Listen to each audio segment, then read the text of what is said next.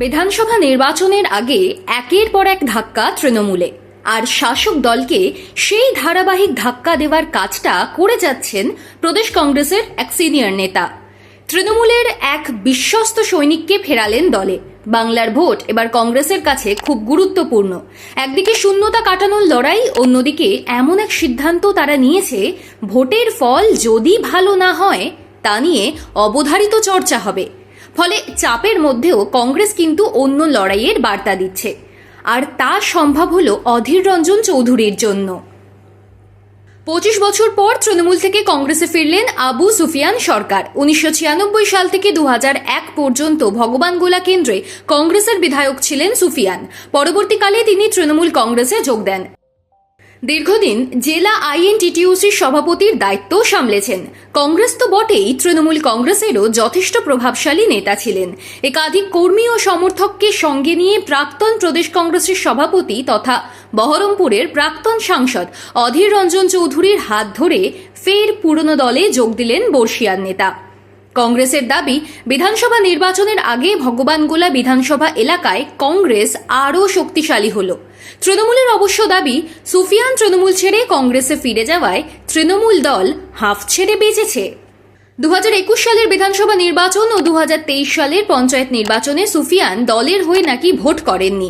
এমনকি 2024 সালের ভগবানগোলা বিধানসভা উপনির্বাচনেও তিনি দলবিরোধী কাজের অভিযোগ তুলে ধরছে তৃণমূল। এসব পাত্তা দিচ্ছে না কংগ্রেস। সুফিয়ান মিডিয়াকে বলেছেন, গত 15 বছর মন দিয়ে তৃণমূল করেছি, কিন্তু গত 5 বছর ধরে দল আমার সঙ্গে ভালো আচরণ করেনি। দলের নানান কাজ নিয়ে আমি প্রতিবাদ করেছিলাম, এই কারণেই দল আমাকে বসিয়ে দেয়, তাই আমি তৃণমূল ছেড়ে আসার সিদ্ধান্ত নিয়েছি। আর অধীর চৌধুরী বলেছেন, এখন যাদের তৃণমূল নেতা হিসেবে দেখেন তারা কিছু পাওয়ার আশায় একসময় কংগ্রেস ছেড়ে তৃণমূলে গিয়েছিলেন, কিন্তু তৃণমূল দলে দুর্নীতির কারণে তাদের মোহভঙ্গ হয়েছে। বিধানসভা নির্বাচনে বামেদের সঙ্গে জোট করে লড়াই করবে কংগ্রেস, এমনটাই ভাবা হয়েছিল। কিন্তু প্রদেশ কংগ্রেসের সভাপতি শুভঙ্কর সরকারের অতীতের ছায়া থেকে বেরিয়ে আসতে চেয়েছিলেন, তাই শেষ দুটো বিধানসভা নির্বাচনে জোট হলেও এবার কংগ্রেস একা লড়ার সিদ্ধান্ত নিয়েছে। এই সিদ্ধান্ত যাতে বুমেরাং না হয়ে যায় তার জন্য লড়াইয়ের ময়দানে নেমে পড়েছে কংগ্রেস। গত 3 মাসে একাধিক নেতা ও নেত্রীকে তৃণমূল থেকে কংগ্রেসে ফেরানো হয়েছে। তার মধ্যে মৌসম নূরের মতো বড় মাপের নেত্রীও আছেন। সেই তালিকায় নতুন সংযোজন আবু সুফিয়ান সরকার।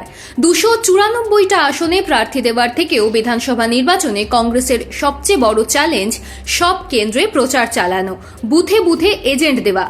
কঠিন বাস্তবটা কংগ্রেস জানে না তা নয়, তাই ভোটের আগে যতটা সম্ভব শক্তি সঞ্চয় করতে চাইছে কংগ্রেস। একা লড়ার সিদ্ধান্ত নেওয়া প্রদেশ কংগ্রেসের নির্বাচনী মুখ অধীরই। তাঁর মতো রাজনৈতিক অভিজ্ঞতা, নির্বাচনী দক্ষতাও কারণ নেই। অধীর চৌধুরী মুর্শিদাবাদে দলের ফল যাতে ভালো হয় তার চেষ্টা চালিয়ে যাচ্ছেন। তিনি ভোটেও দাঁড়াতে পারেন, তবে সিনিয়র কংগ্রেসি নেতার ফোকাস দলের শূন্যতা কাটিয়ে কংগ্রেসকে ফের আলোয় আনা। সেই কাজ নীরবে করে চলেছেন অধীর রঞ্জন চৌধুরী।